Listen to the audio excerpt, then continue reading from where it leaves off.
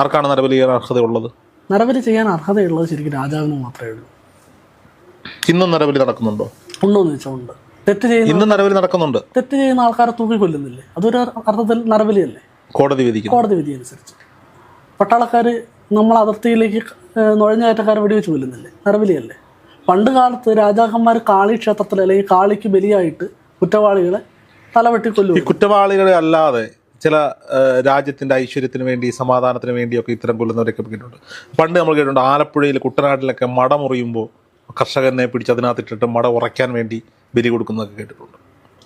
പക്ഷേ അത്തരത്തിലുള്ള കർമ്മങ്ങൾ ചെയ്യാൻ പാടില്ല എന്നുള്ളതാണ് എൻ്റെ ഒരു ഒപ്പീനിയൻ. ഓക്കെ. കാരണം നമ്മളെ തേടി വരുന്ന ഒരു സ്ത്രീ ആയിക്കോട്ടെ, ചെറിയ കുട്ടി ആയിക്കോട്ടെ, അവരെ ഒന്നും ബലി കൊടുക്കാൻ ഒരു സമ്പ്രദായത്തിലും പറയുന്നില്ല. അല്ലെങ്കിൽ അവരെ കൂടെ മൃഗബലി നമ്മൾ മത്സ്യമാംസാദികൾ കഴിക്കുന്നില്ലേ, അപ്പോൾ അവിടെ എന്താ തെറ്റ്? ബലി കൊടുക്കുന്നത് തെറ്റാണെന്ന് പറയും.